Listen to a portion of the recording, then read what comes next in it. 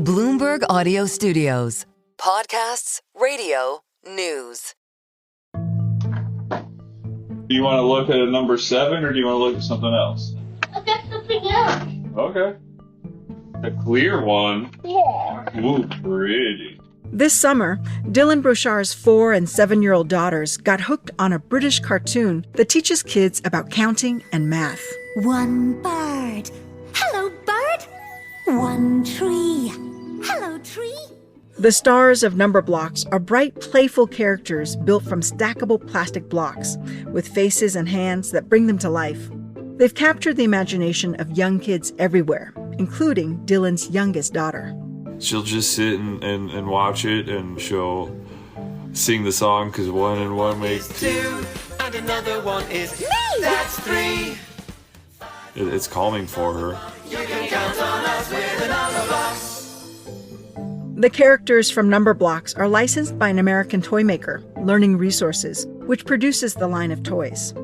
And naturally, Dylan's daughter wanted a set of her own.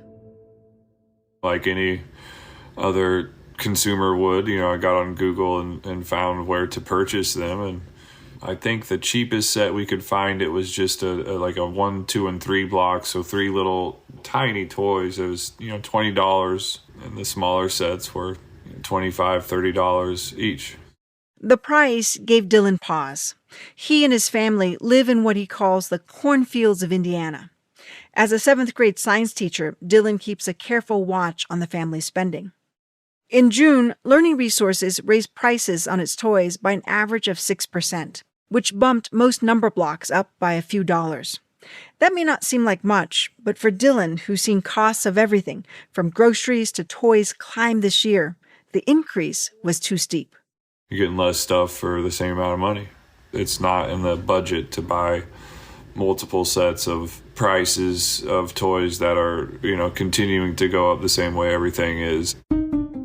The girls did get their number blocks, but it wasn't from Amazon or the stores. Are you going to come help me send it to the printer, baby? Dylan sat down at his computer, designed the characters himself, and printed them out on his home 3D printer for a fraction of the price. The amount of plastic that I use on it's less than 50 cents for a little doll, so it's crazy. For Dylan, it was a thrifty hack to save money. For Learning Resources, it's a troubling tipping point. When prices climb too high, some consumers don't just cut back, they walk away altogether. But the company felt it had no choice. We did that to kind of balance the books, if you will. Rick Woldenberg is the CEO of Learning Resources. We raised prices middle single digits, and we're trying to make that stick. By that I mean we're trying to hold there. I really don't want a penny relating to tariffs that I don't need. Rick says Learning Resources' price increase was driven by President Donald Trump's tariff hikes. Here is the deal that I will be offering to every major company and manufacturer on earth. I will give you the lowest taxes. Since the start of his second term, President Trump has imposed sweeping tariffs, most notably on China, where most toys are made. The policy was billed as a way to boost U.S. tax revenue and push brands to bring manufacturing back home. And Trump insists that foreign countries and companies would be the ones footing the bill. Here he is on C-SPAN during his campaign. A tariff is a tax on a foreign country. That's the way it is, whether you like it or not. A lot of people like to say, oh, it's a tax on us. No. It's a tax on a foreign country. That's not the way things have turned out for Learning Resources. About half of its products are still made in China, where tariffs hit 145% in April. Though that's now been reduced to 31%, the company has accelerated its shift from China to neighboring Vietnam, where exports to the U.S. face a 20% levy. But tariffs aren't paid by the foreign factories that make the toys. They're paid by the importer when goods are brought into the U.S., in this case, Learning Resources. And that's actual cash out the door from us, not from China or India or Vietnam. No countries are paying it. We write the checks. We borrow the money from the bank and send the money to the government. In 2024, the company paid about $2 million in tariffs. This year, that's jumped to about $14 million. Like many American companies manufacturing overseas, Learning Resources front-loaded inventory before higher levies took effect. That's helped it to avoid passing the full cost onto consumers. But that wasn't the only battle it took on. In April, the company took its fight to court, arguing the president lacked authority to impose tariffs. The case now sits before the Supreme Court. Rick is hopeful the court will rule the tariffs illegal. But if it upholds the administration's levies, he says his company won't be able to hold on much longer. No American consumers should kid themselves as to who will pay this tax. We can't absorb it, and they're kidding themselves if they think that companies will absorb it. They will just pass it on, maybe not all in one go, but they will preserve their margins in order to remain viable. And that means foreign countries are not paying this tax, and U.S. companies will pass it along.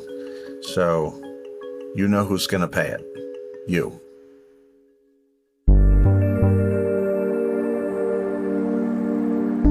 This is the Big Take Asia from Bloomberg News. I'm Oanh Ha. Over the past year, we followed an American toy company as it fled China and scrambled to rebuild its supply chains in Asia. Today, in our final chapter, we see what the tariff chaos looks like when it lands on American shores, when the bill finally comes due, and how one family-owned toy maker is pushing back in the courts.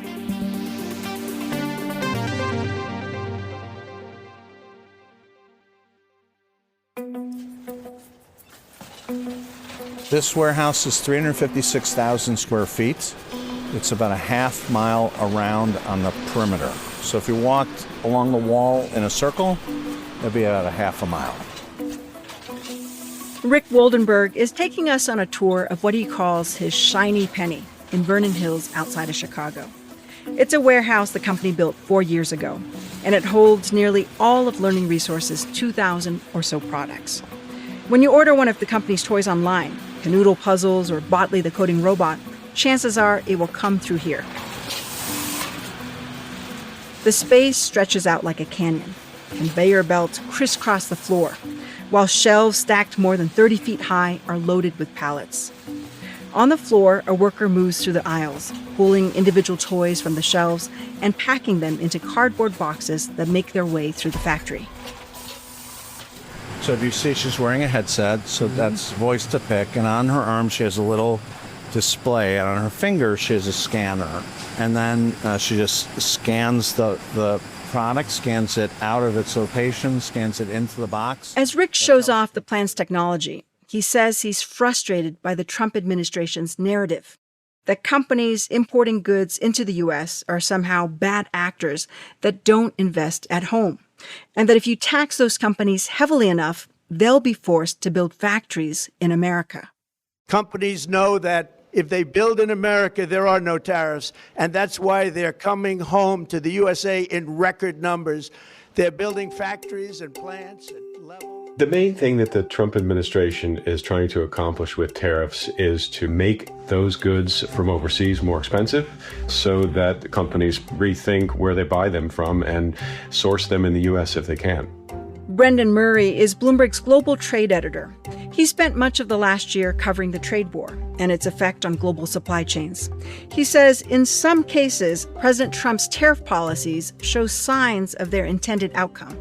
We've seen pharmaceutical companies say that they are going to produce more drugs in the U.S. And so the effect is happening. It's just happening at a very slow pace and not a huge scale at this point. The big question really is how much of it is going to be these kinds of good-paying factory jobs that the administration thinks they're going to create, or are these a lot of these going to be data centers and not very labor-intensive facilities that don't create this renaissance of manufacturing jobs that the administration has pledged they're going to try to accomplish? Rick says Trump's vision of bringing back manufacturing jobs may never materialize in his industry. That's because toy companies like his rely heavily on manual labor. actual human hands that braid doll hair, stuff teddy bears, and solder electronics. For years, the company's production has been concentrated in China and other emerging markets, where labor costs are lower. Rick says most toy companies made that pivot decades ago. Same goes for the vast network of suppliers the toy industry depends on, everything from plastics to electronics to stuffing. And rebuilding that infrastructure here, he argues, just wouldn't make financial sense. The jingoistic desire to have things made in the U.S. is a sort of recurrent theme. It comes and it goes. And so for many years, at least 10, we've looked for any factory that would work with us to make anything so that we could cobble together a 10-product range. We have over 2,000 products, 10 products that are made in the USA. So we could go to a retailer and say, here, made in the USA. Can't do it. And so I firmly believe that there is no capacity to make the kinds of products that we make. We're going to stay in this business. We can't make the stuff in the US. Nobody wants to make it. What Learning Resources can build in the U.S. is this: a high-tech distribution center that maximizes automation. Inside, conveyor belts move boxes that are tracked by software. The system knows exactly where a box is and exactly what needs to be filled for customers. Gigantic robotic arms the size of cars swing into action, wrapping pallets in plastic. The system is paperless. And we've been paperless since '99 and highly automated.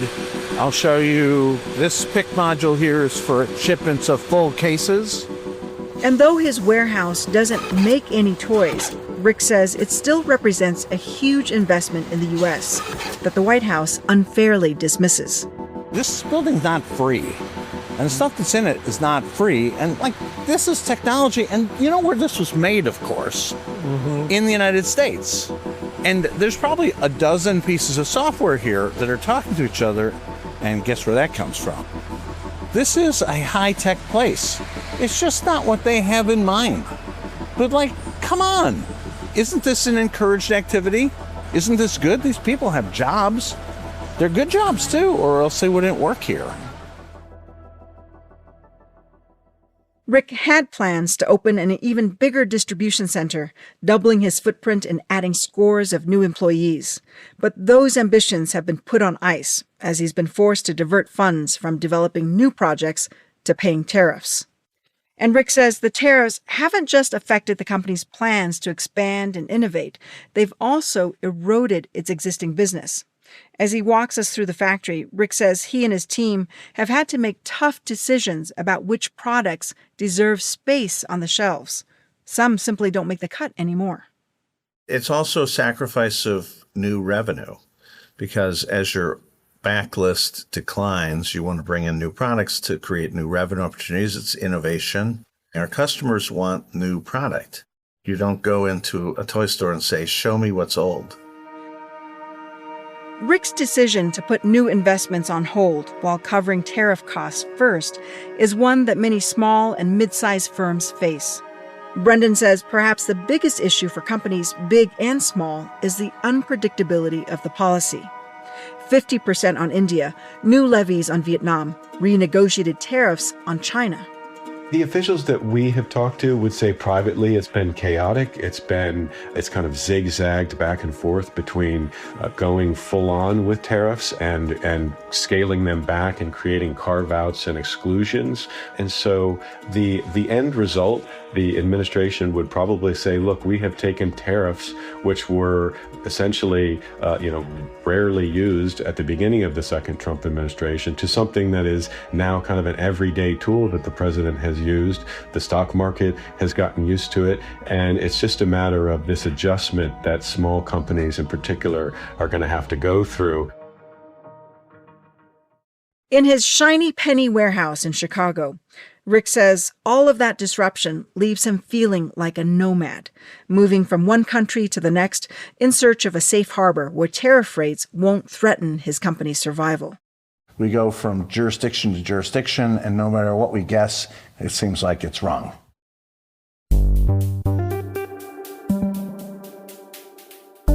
After the break, how the tariff shockwaves have rippled out from China through a Chicago warehouse and into storefronts, and how Learning Resources is fighting back.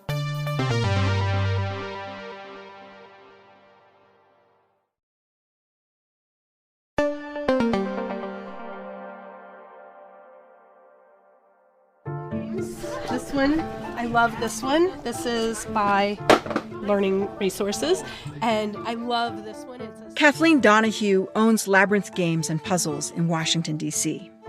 It's a speed dice rolling where you work on math skills, so you're rolling dice as fast as you can in Dice of Fury. Kathleen's celebrating 15 years in business, but she says this year has been a roller coaster. It feels like every 6 months someone else hits me in the face. This year has been challenging, but also weirdly good. Weirdly good because she feels the community is rallying to support small businesses. But the economics are getting tougher. Brands keep raising wholesale prices, and retailers can't pass all of that on to consumers without losing sales. She says there's a limit to what families are willing to spend. I feel like people are now going $25 to $30 for a birthday present, but certainly we try not to carry very many games that go over that $25. Kathleen says she's seen inflation affect just about everyone lately, but it's been especially hard on younger families in Washington, D.C. We had tons of people in the store playing games and stuff, but nobody was spending money, especially if they work for the federal government. When they shut down the government, a lot of those people had to take loans to just live. They're certainly not going to be spending on games or puzzles. That's going to happen. These days, when Kathleen looks at the toy business, she sees an industry in disarray. She says small board game makers, often mom-and-pop businesses, have been hit especially hard by the chaos. She's been caught in the tariff trap herself, paying board game publishers for goods that have never arrived. They have my money. I have no games. Yes. There have been multiple things that I've already paid for that were supposed to be here that aren't here because they can't ship them from China because they don't have enough money to pay the tariffs. The math on her own business is getting brutal, and Kathleen says she's making a lot less overall. The prices have gone up, the margins have gone down. Basically, it looks like our sales are up a little bit, but our margins are down by 2 to 3% across the board from this year, this time, to last year, this time. But we've also just said we have to charge more. Earlier this year, Trump made headlines when he suggested the tariffs could mean fewer toys for American kids. Maybe the children will have $2 instead of $30, And maybe the $2 will cost a couple of bucks more than they would normally. But Bloomberg's Brendan Murray says Trump and the White House are using tariffs to safeguard an American way of life that they feel is at risk. And higher prices for consumers is a trade-off. I think that's the administration's view, is that the American dream is not built around the ability to buy things as cheaply as possible. It's built around having a middle-class job where you can educate your children and have a home and live that sort of romanticized version of what Americans consider to be, a prosperous lifestyle. And President Trump believes that's been lost, and he's trying to regain that, and tariffs are the main tool that he's using to do so.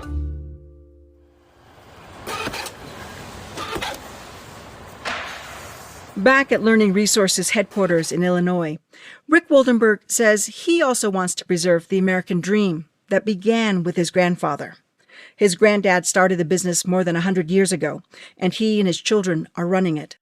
But Rick's now facing a reality he never imagined: chaotic pricing, the hibernation of products, millions of dollars to move his supply chain. And this is what happens for a business. Stop, start, turn left, turn right, yo-yo here, yo-yo there. It's my life now.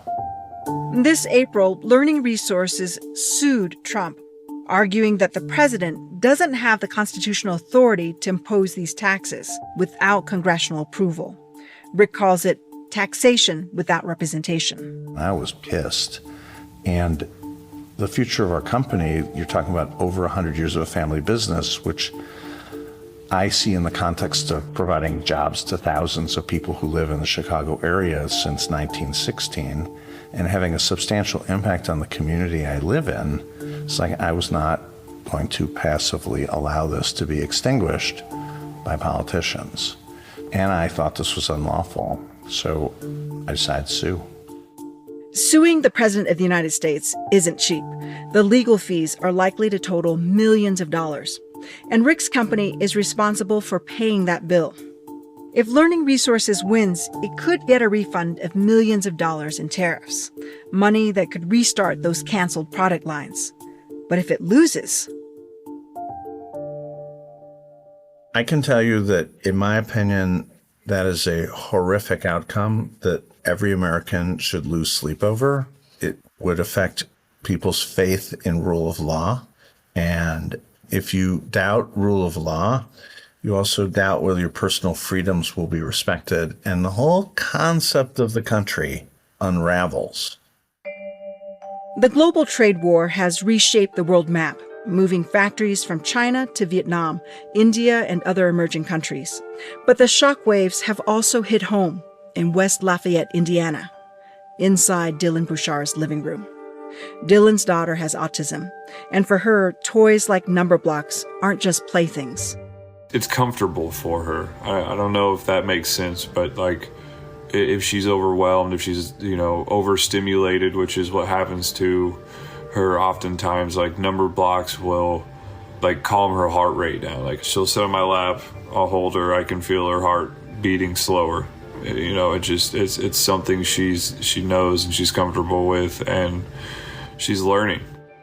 Dylan was able to make his own version of number blocks, but he knows not every family has that option. For some, the choice comes down to a $25 toy or putting food on the table. And while he sidesteps the expense by 3D printing some toys, Dylan says the decision to wage tariff wars weighs heavily on families like his. He can see the impact of tariffs just by looking at his plans for the holidays. Things are going to be a lot less Christmassy this year. For the girls, because we spent the same amount of money as we always do, we just have less stuff. It's still going to be Christmas morning, still going to be presents to open, but it's noticeable what $1 going to buy you.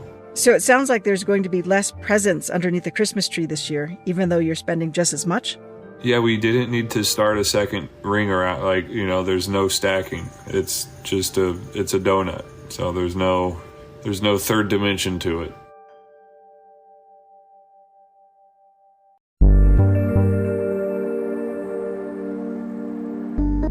This is the Big Take Asia from Bloomberg News. I'm Oanh Ha. We followed Learning Resources from the factory floor in Vietnam and India to the Supreme Court. You can listen to the full series wherever you get your podcasts. The show is hosted by me, David Gura, and Sarah Holder. The show is made by Aaron Edwards, David Fox, Jeff Grocott, Eleanor Harrison Dengate, Patty Hirsch, Rachel Lewis-Kriski, Katie McMurrin, Naomi Julia Press, Tracy Samuelson, Naomi Shaven, Alex Sugiura, Julia Weaver, Yang, and Taka Yasuzawa. To get more from The Big Take and unlimited access to all of Bloomberg.com, subscribe today at Bloomberg.com/podcast offer. Thanks for listening. We'll be back on Monday.